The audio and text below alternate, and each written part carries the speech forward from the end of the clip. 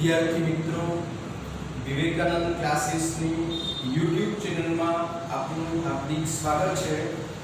આપણે ફર્સ્ટ લેક્ચરની અંદર આંકડાશાસ્ત્ર વિશે આપણે સમજ્યા હતા। સૌથી પહેલા તો આપણે જોયું કે આંકડાશાસ્ત્રની બ્લુપ્રિન્ટ કેવી હોવી જોઈએ એના વિશે આપણે જોયું। ચેપ્ટર અનુસાર ગુણભાર આપણે જોયા। તો હવે આજે આપણે થોડા આગળ જઈએ, પણ એ પહેલા આપણે કાલે ચેપ્ટર આપણે શરૂ કરેલું કે સૂચકાંક એટલે શું કહેવાય। તો સૌથી પહેલા આપણે એનો અર્થ સમજ્યા હતા, પછી આપણે જોયું કે સૂચકાંકની શું ઉપયોગિતાઓ છે એના વિશે આપણે સમજ્યા।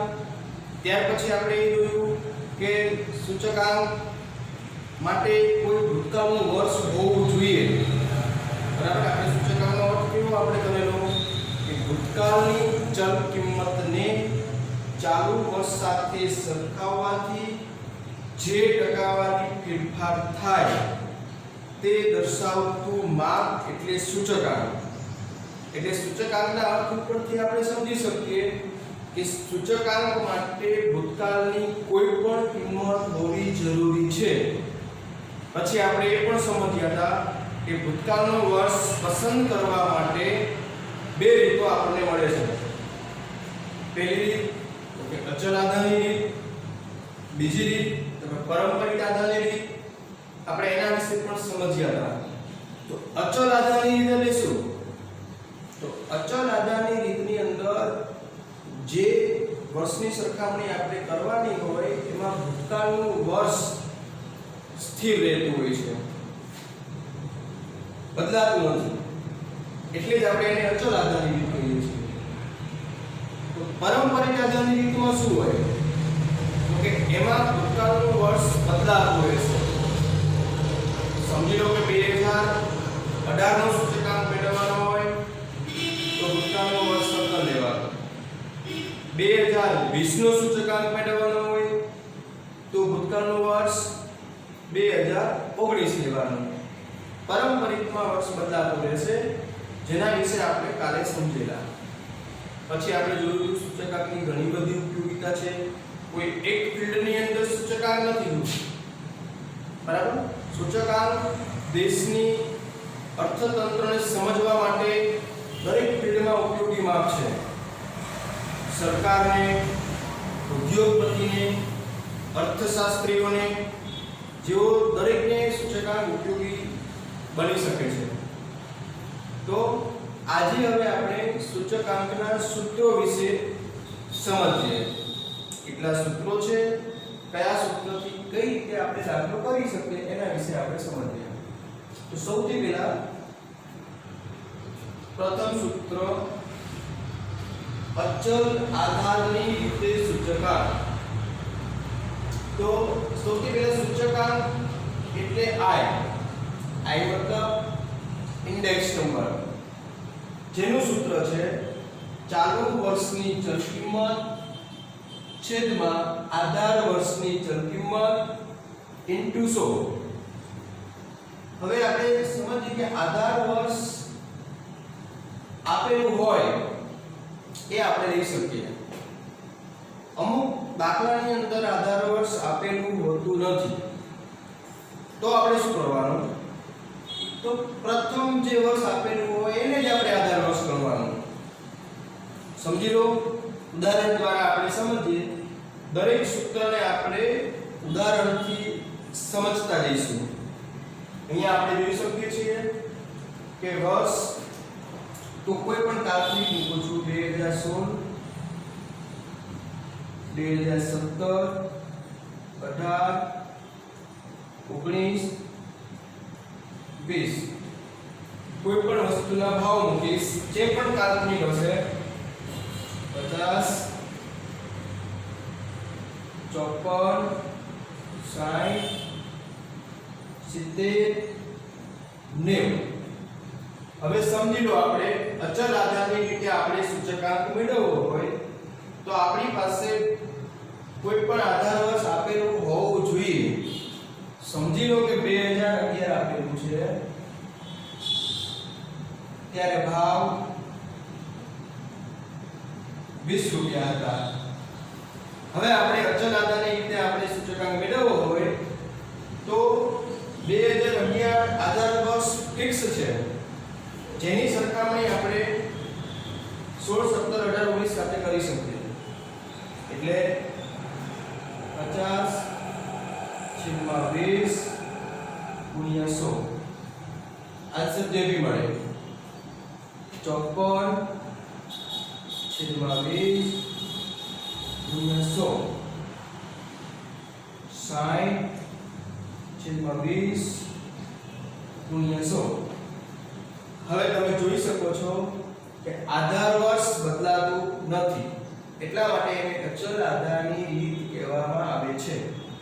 ઇન કેસ આધાર વર્ષ આપણને ફિક્સ ન કરેલું હોય, સમજી લો અહીંયા આપણને આધાર વર્ષ આપેલું નથી, તો શું કરવું? તો જે પ્રથમ વર્ષ આપણને આપેલું છે તેને આપણે આધાર વર્ષ તરીકે ગણીને ચાલવાનું. મતલબ તો 50/50 ગુણ્યા 100. હવે આપણે દરેકના છેદમાં 50 મૂકી ચાલવાનું રહેશે. 54/50 ગુણ્યા 100 60/50 ગુણ્યા 100. સમજી લો અહીંયા આપણને આન્સર 120 મળે છે. તો હવે આપણે આનું અર્થઘટન કરવું હોય, 2018 નું અર્થઘટન કરવું હોય તો આપણે કેવું કરી શકીએ? તો આપણે એવું કહી શકીએ 2017 કરતા 18 માં 20% ભાવમાં વધારો થયો હશે, એવું આપણે કહી શકીએ.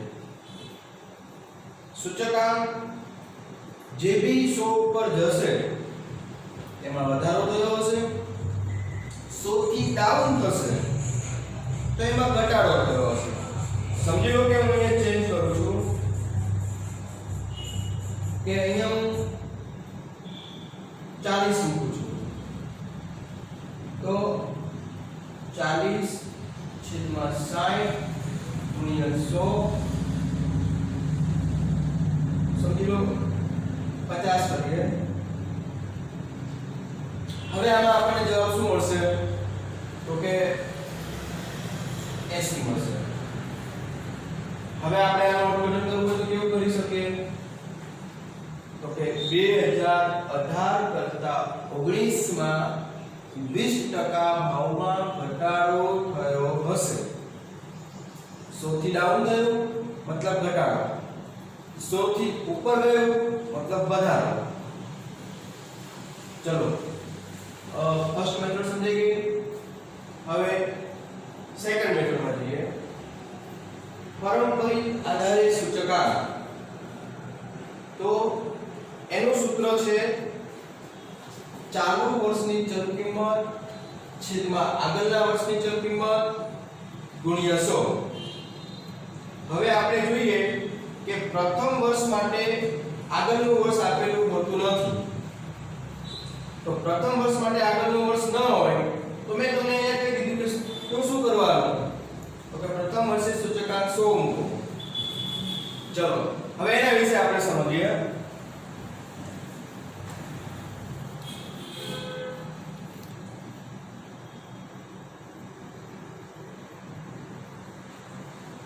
ચલો આંકડા કાલ્પનિક છે. હવે તમે જોઈ શકો છો કે આપણું સૂત્ર કયું?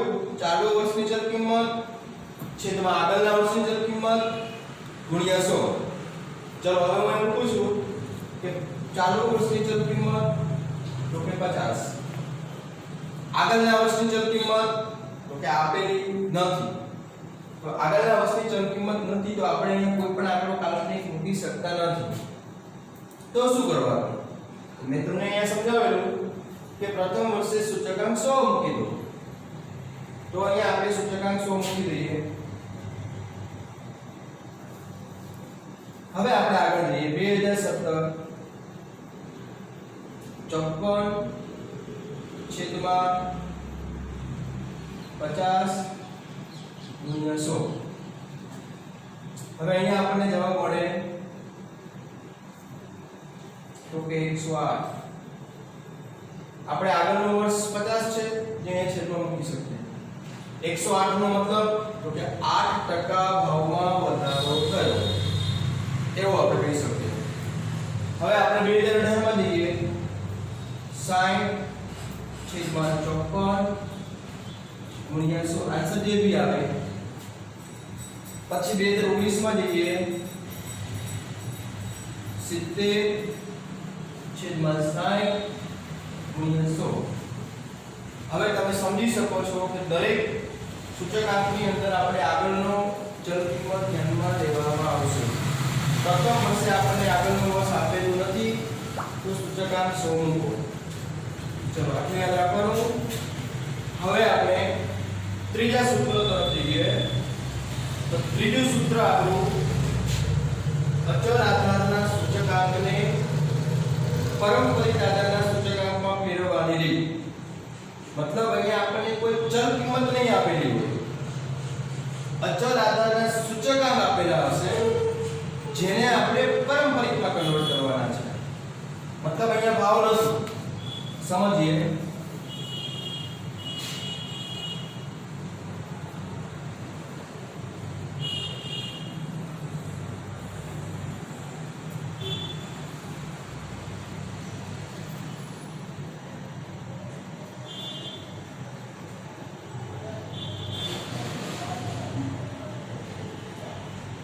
ચલો આગળ કાલ્પનિક છે.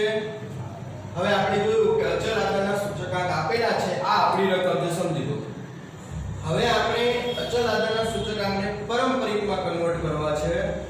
તો અહીંયા હું શું લખીશ કે પારંપરિક સૂચકાંક.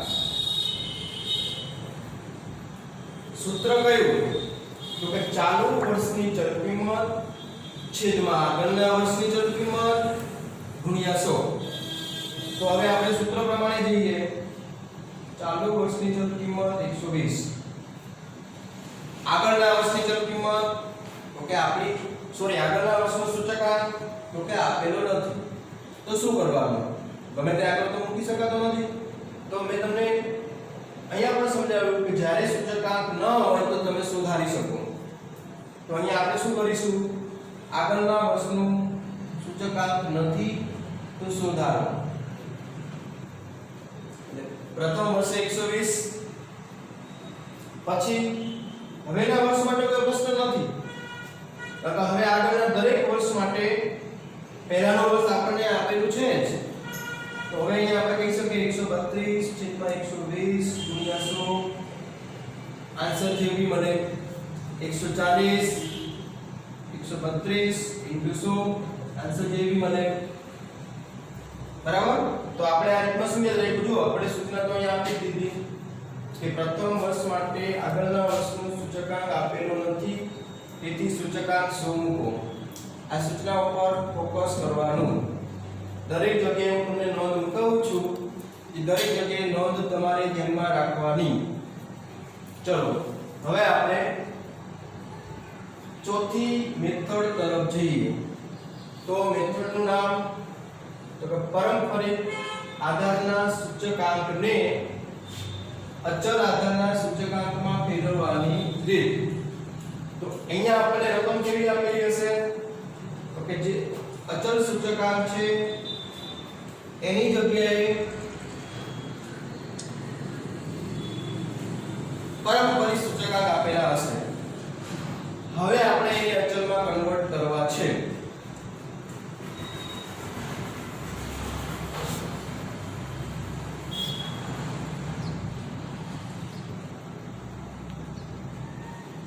ચલો હવે તમે જોઈ શકો છો વર્ષ, પારંપરિક સૂચકાંક, આ તમારી રકમ છે. આંકડા કાલ્પનિક છે. હવે આપણે એને અચળમાં કન્વર્ટ કરવા છે. તો આપણે સૂત્ર પ્રમાણે જઈએ. તો સૂત્રની અંદર તો કે ચાલુ વર્ષનો પારંપરિક સૂચકાંક ઇન્ટુ આગળના વર્ષનો અચળ સૂચકાંક છેદમાં 100. તો સૂત્ર મુજબ મૂકતા જઈએ. કે ચાલુ વર્ષની ચલ કિંમત, ચાલુ વર્ષનો પરંપરિક સૂચકાંક 120 ઇન્ટુ આગળના વર્ષનો, તો કે આપણી પાસે નથી,